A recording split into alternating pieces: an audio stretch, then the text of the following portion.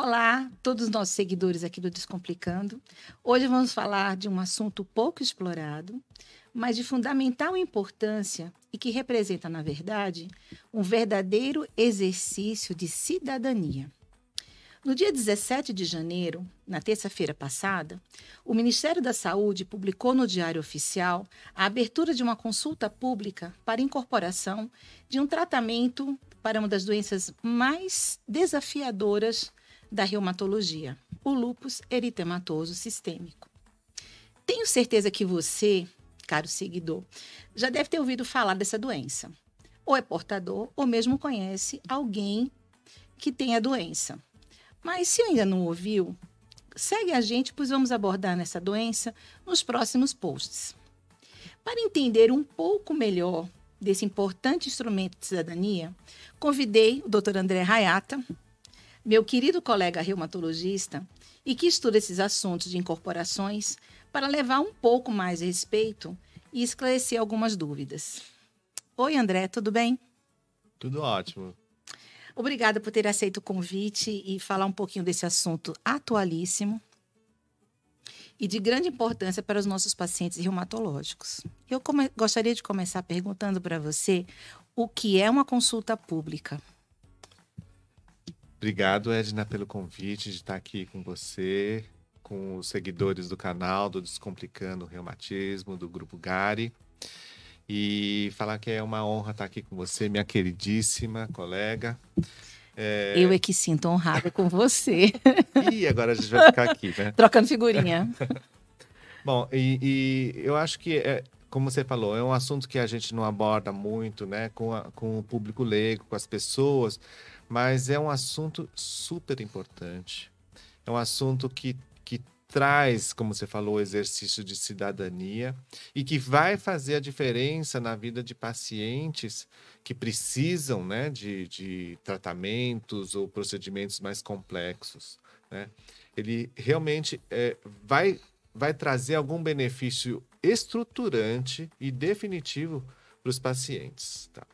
Então, assim, respondendo a sua pergunta de uma forma bem prática e bem rápida, para todo mundo entender, consulta pública, ela é uma ferramenta legal, ela é prevista em lei, ela está na Constituição, tá? E representa o que se espera de um regime democrático, que é escutar a voz do povo, tá? É uma ferramenta de cidadania. Por meio dela, a população ela pode se expressar. Ok.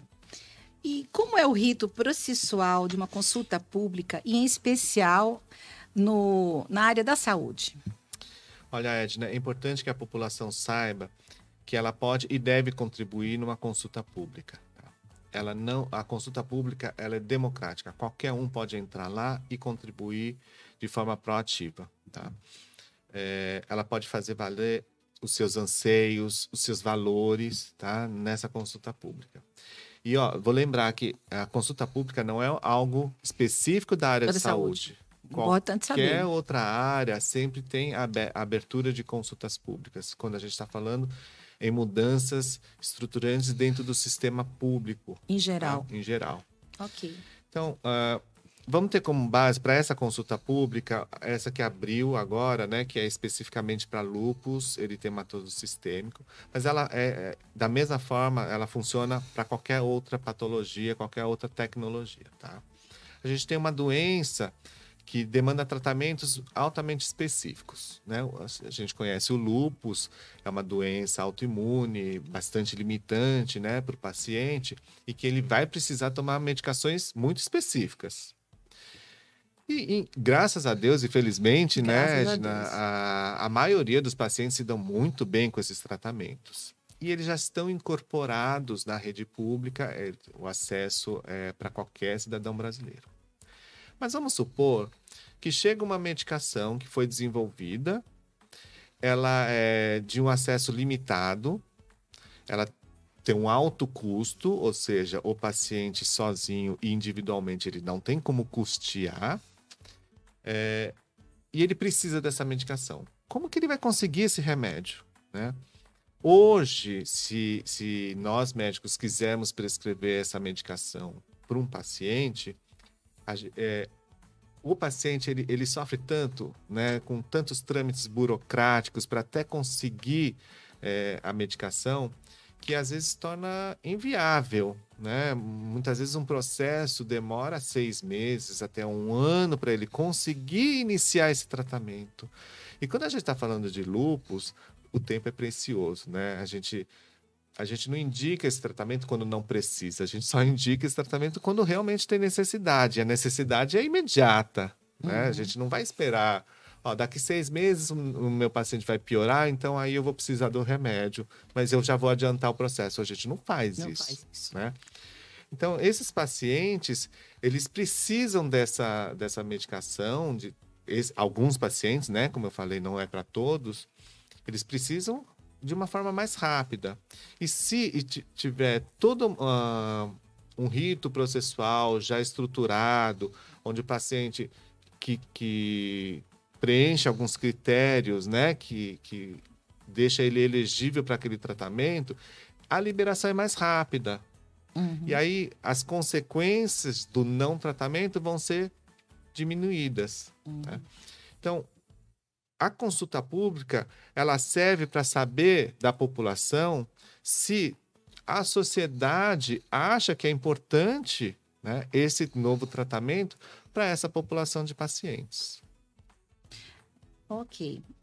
Lembrando que essas medicações, elas têm todo um processo antes de efetividade da medicação. Então, quando vem para consulta pública, então antes tem estudos que colocam que aquela medicação ela é efetiva, ou ela pode ter algum ganho para o paciente.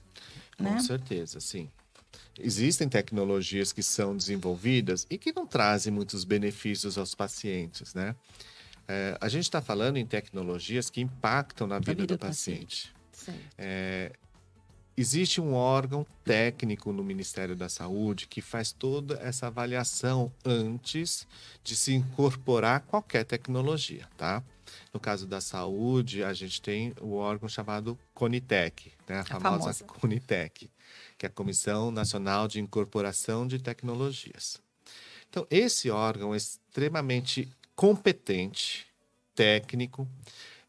A gente, às vezes, só critica o governo, né? Critica o ministério, não sei o quê, mas a gente não sabe todo o trabalho que existe nos bastidores. É muito importante, é muito bonito de se ver o trabalho da CONITEC. Então, eles fazem toda uma avaliação de todos os estudos que foram publicados em relação àquela tecnologia. Por exemplo, no nosso caso aqui, que a gente está falando de lúpus, tudo que se foi publicado, os estudos de desenvolvimento dessa nova molécula, tudo é feito uma avaliação técnica isenta, né? É preciso que se declare conflito de interesse para você poder fazer essa avaliação. Em geral, é um órgão técnico que não tem nada a ver com o desenvolvimento da molécula ou de incorporação, não tem ganhos secundários com isso. Eles fazem essa avaliação se o remédio é bom, se ele funciona, se ele causa benefício aos pacientes, se ele não aumenta efeitos colaterais ou malefícios. E quais efeitos também, né? E quais os efeitos, exatamente.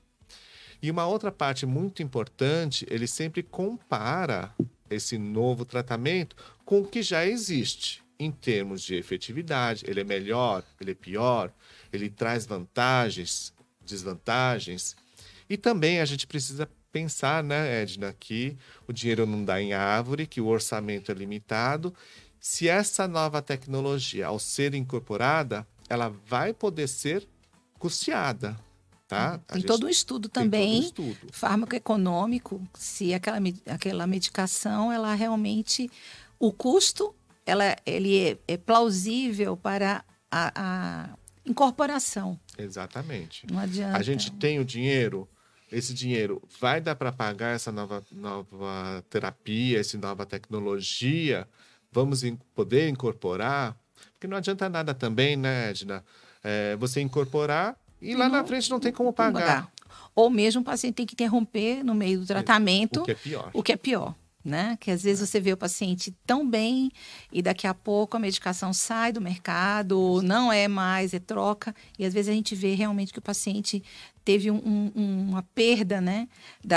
Tudo aquilo que a gente conseguiu com a medicação, às vezes o paciente volta para o que estava antes, no estágio que estava antes, né?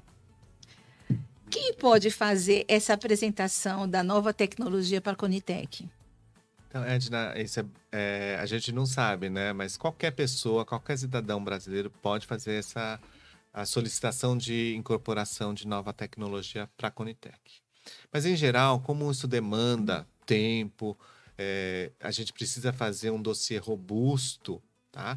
Com análises econômicas também, para apresentar essa proposta para a Conitec. Em geral, esses dossiês saem muito caro, demandam muito tempo, então é difícil que uma pessoa, né, física solicite essa incorporação. Em geral, sempre são os desenvolvedores, os produtores dessa nova tecnologia que submetem. Tá, então, só uma dúvida minha agora. Então, a Conitec, ela recebe a demanda daquela, vamos dizer assim, incorporação.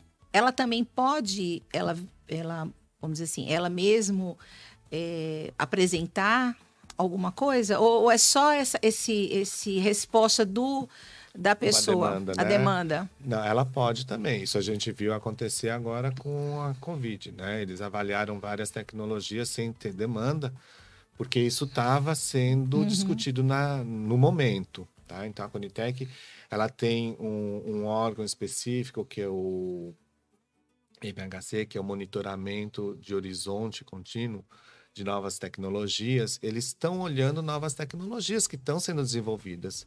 E, eventualmente, se há interesse ou tem alguma tecnologia que está sendo altamente demandada, eles podem fazer essa avaliação também. Não só esperar que... Não só esperar a demanda... Uma demanda aparecer. alguém, Talvez com as vacinas, né? Acontece isso. Vacinas acontece, se bem que teve agora, né, uma avaliação aí para a incorporação de vacina da pneumocócica 23, que foi solicitada pelo fabricante. Enfim, existem várias vertentes. vias de solicitação. Legal. Então, mas como é que fica a consulta pública nesse rito processual? Então, olha, a gente tem toda essa avaliação inicial da Conitec. Aí a Conitec, ela formula uma recomendação, existe a apresentação desses estudos numa plenária, e essa plenária ela é composta por vários integrantes, tá? Desde os diretores, secretários de saúde, representantes, né, de comissões nacionais de saúde, estadual, municipal. A gente tem os órgãos de representação, como, por exemplo, nós temos a cadeira, né, do CFM, do Conselho Federal de Medicina, que participa dessa plenária. Nós temos também representantes de organizações de pacientes.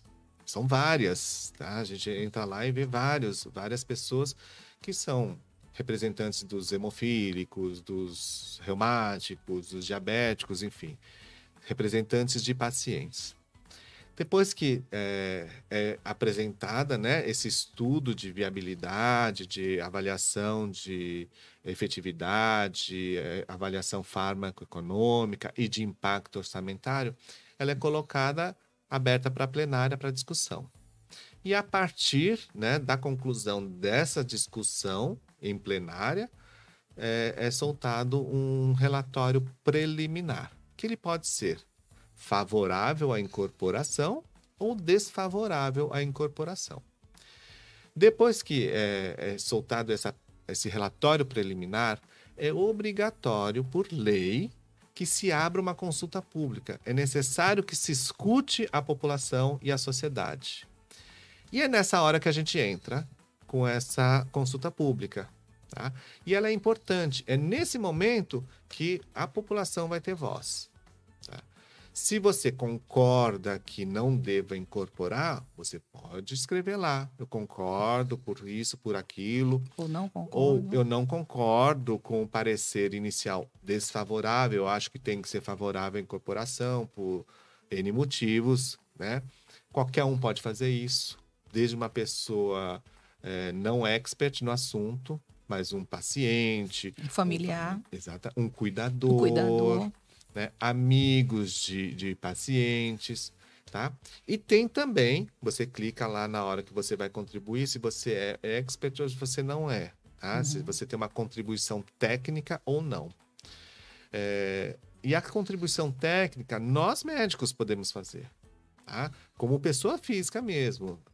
Doutora Edna, doutora André, a gente pode entrar lá e falar, não, eu acho que isso, aquilo, eu tenho alguns estudos, eu tenho uma experiência. Já tive né? pacientes que usou. Exatamente. E, algumas vezes, as grandes sociedades científicas produzem, sim, um parecer baseado no que foi decidido preliminarmente, se é favorável ou não.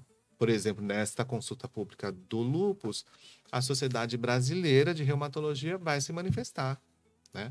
Já tem todo um estudo e um dossiê feito para E isso tem um peso grande lá na Conitec, né? Porque é o especialista que está lá na ponta e que está fazendo essa interface entre o governo, no caso, né? Que está fornecendo a medicação, e o paciente. Exatamente.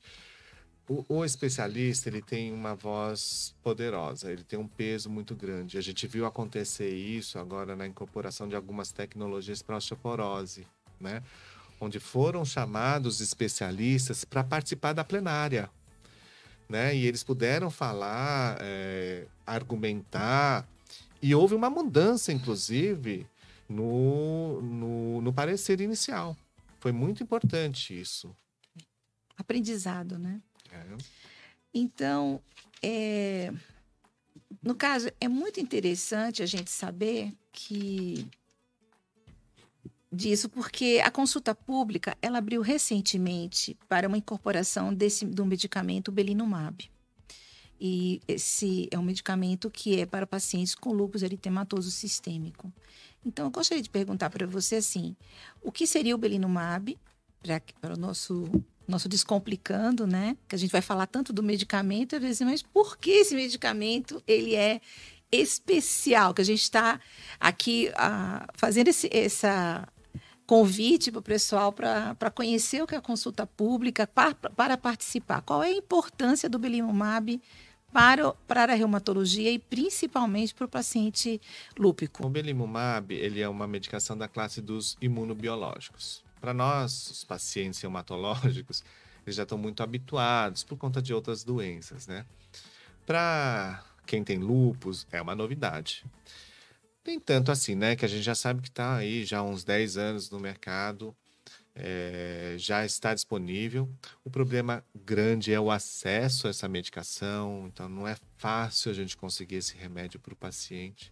Ela custa caro. Né? Custa muito caro e se o paciente precisar hoje dessa medicação, ele tem uma via crucis, né? Uma burocracia gigantesca, e muitas vezes ele só vai conseguir a medicação com muito tempo depois. Aproveitando esse gancho aí do depois, existe um outro processo que também é feito para conseguir um medicamento mais específico, para um problema mais específico. Qual é esse caminho, assim, você falou de toda essa via crucis, seria o quê? Hoje, como o Belimumab ele não está incorporado à lista, né, de medicações disponíveis no SUS, quando a gente solicita essa medicação pelo SUS, ele precisa entrar por uma via especializada de compra extra, que é o que a gente chama de processo administrativo, né? Não, assim, é uma papelada que a gente preenche ali para o paciente. O grande problema não é preencher. Isso é papelada. É o tempo que leva essa avaliação e a dispensação. Então, desde o início até o paciente conseguir tomar a medicação, é um tempo muito grande. E que a doença não pode esperar, né? A gente precisa de um tratamento mais rápido, efetivo, para justamente diminuir os efeitos ruins da medicação, da doença, né? Para a gente minimizar os riscos que tem de você não tratar, né? De complicar o paciente, né? Exatamente. E o lúpus, a gente sabe as complicações, né? um paciente lúpico que evolui para uma insuficiência renal, por exemplo, ele vai precisar, né, de diálise, ele vai precisar eventualmente até chegar num transplante renal. Quer dizer, quanto custa, né, essa brincadeira? E não só o valor pecuniário, o valor monetário, quanto custa para a vida do paciente, para a qualidade de vida do paciente. Não é fácil, né? Não é Hemodiálise verdade? são 3 vezes por semana, né? Então, e não é, são 4 horinhas ali, mas o tempo, então, é um tempo que você perde, né? Exatamente. Então, a qualidade de vida do paciente, ela é totalmente tolhida, né? Uhum. Não O pode se paciente... planejar muita coisa, porque vai ter a Exatamente. próxima hemodiálise para fazer, então é Exatamente. complicado. E a gente às vezes vê, e, assim, graças a Deus o reumatologista é muito parceiro, né, do paciente que tem lúpus, mas a gente vê que muitas vezes o paciente lúpico, ele dá uma desanimada, ele dá uma bodeada, né, no meio do caminho, e a gente está lá junto para Uhum. fazer com que ele não desista do tratamento. Mas a gente entende, é muito complicado, né, você tomar trocentos comprimidos por dia, ainda tem que fazer diálise, aí exames que não acabam mais também, né, porque a gente Toda precisa hora tirando. controlar. Então, se existisse uma medicação que não vai curar a doença, mas que vai proporcionar uma qualidade de vida melhor para esse paciente, por que não batalhar para que isso seja incorporado? Né? Lembrando-se que não são todos os pacientes com lúpus que vão precisar, gente. Você estima mais ou menos quantos por cento do universo do paciente lúpico? Você tem alguma ideia de mais ou menos quantos, assim, nessa percentagem, vai precisar uma medicação mais assertiva como o belimumab? Olha, como o lúpus não é uma doença tão comum, graças a Deus não é, né? Uhum. Os estudos dentro do Brasil, a gente não tem um estudo robusto que me diga qual é a porcentagem de pacientes que vão evoluir. Existem estudos que falam até 40%, né? Uma estatística mundial. Isso é muito. Não é. A gente não tem Uhum. quase metade dos pacientes que têm lúpus que vão evoluir de uma forma ruim, tá? Graças a Deus é pequena essa porcentagem. Mas o que a gente está falando não é só esses pacientes que vão para diálise ou vão para um transplante renal, porque aí realmente a coisa é muito grave. A gente tem que falar dos pacientes que já têm sinais de que não está indo muito bem, onde a gente não consegue tirar esse corticoide, porque a mínima retirada já faz a doença reativar, Exato. já está tendo complicações desse tratamento e que vai se beneficiar de alguma coisa, de algum tratamento novo, mais eficaz, que consiga poupar esse corticoide, né? Então, se a gente for ver bem a análise dos estudos de belimumab, ele é muito melhor do que o que a gente já tem como tratamento padrão? Não, ele não é tão superior assim, mas ele permite que a gente reduza o uso do corticoide, né? Como a gente já falou, como a né? gente falou, os estudos, eles não vão retirar os imunossupressores se entrar com belimumab, mas eles vão retirar o corticoide, né? Que já é um Ganho grande ganho, a grande, longo enorme, prazo. né? Só quem toma corticoide há muito tempo sabe o preço O que eles preço é que ele pagam, né? paga, né? Por conta disso. Ok. As medicações que hoje a gente tem na reumatologia, né? Nos últimos 15 anos, né? A gente tem incorporado muitas medicações de alto custo e que a gente tem visto uma mudança na qualidade de vida dos pacientes, né? Eu tenho paciente que depois de... Não foi o belimumab, foi outros medicamentos e que você devolve a vida para o paciente, né? Um paciente que tem espondilite, 8 anos de dores e dores, até que a gente resolveu optar por um imunobiológico e ele está tão bem que ele chegou para essa doutora, eu voltei a sonhar, eu estou sonhando. Assim, minha vida mudou tanto, eu estou tão feliz que eu estou voltando a sonhar, eu quero fazer outras coisas. Então, eu acho que isso uma hora não tem preço, né? De a gente ver essa mudança e principalmente que você contribuiu para isso, para essa mudança do paciente, que eu acho que é a satisfação da profissão da gente, né? Principalmente a reumato, que é tão árdua, porque os pacientes são dor crônica. É muito difícil a condução, às vezes, porque é muito difícil sentir dor, né? A gente que não sente, a gente não tem muita noção, mas aquele que tem dor todo dia, diariamente, que se sente limitado nas suas atividades, você libertar ele, gente, é uma libertação, principalmente articular. Eu tive um outro que ele tem uma artrite reumatoide, que eu comecei a usar também, um imunobiológico. Ele era totalmente dependente da família. Até para as suas necessidades pessoais, tomar um banho. Ele não podia ficar sozinho em casa. Ele não entrava no carro, não saía mais de casa porque ele não conseguia entrar no carro. E ele começou a tomar medicação. Ele ficou tão bom que ele foi assistir a formatura do filho, que ficou numa cidade a 200 quilômetros. Ele foi toda a viagem, assistiu a formatura do filho.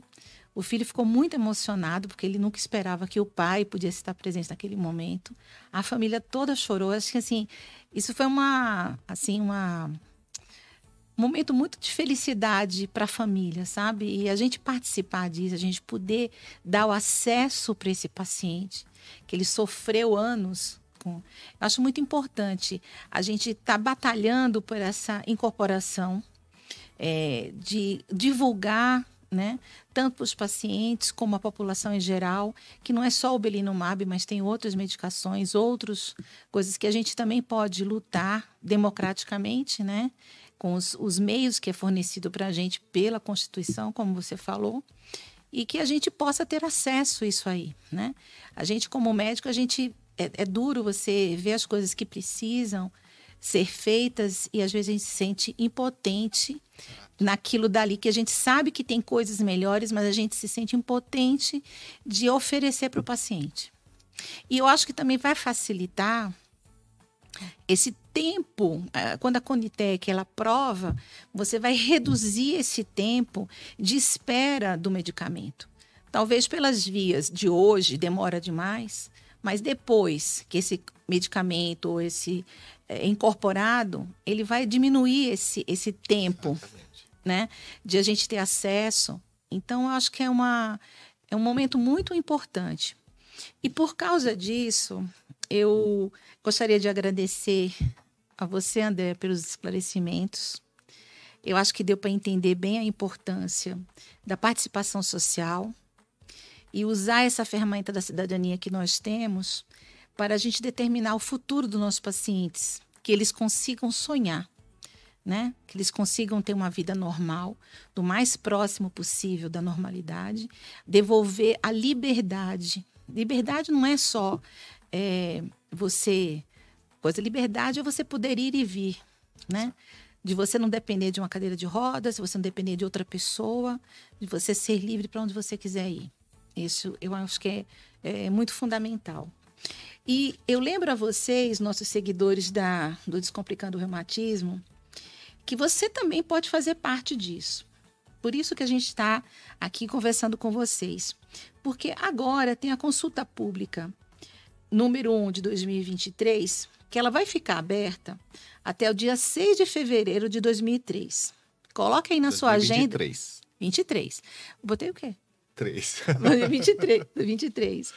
Coloque aí na sua agenda, arrisca na sua agenda, né? Do dia 6 de fevereiro. Vocês procurem acessar o site do governo federal. Tem o Participa Brasil. O endereço vai ficar aqui para vocês. E você seleciona o órgão. Escolher o Ministério da Saúde. E manda uma mensagem. E se você tiver dúvidas também, tá? E eu gostaria muito de agradecer os nossos seguidores. E lembre-se que vamos falar mais da doença chamada lúpus eritematoso sistêmico nos próximos vídeos. Nos aguardem, viu? Estou esperando vocês. Um forte abraço. Obrigado. Por favor, eu peço a todos, pacientes, não pacientes, a população em geral, médicos inclusive, que participem das consultas públicas, porque isso realmente faz diferença na vida dos pacientes, que na verdade é o motivo da nossa profissão, né? Agradeço muito, adorei estar aqui com você, falar sobre esse assunto que eu realmente gosto muito, atuo bastante nessa área e fico à disposição também. Mas você não só esclareceu as dúvidas do nosso pessoal Descomplicando, minha também, viu?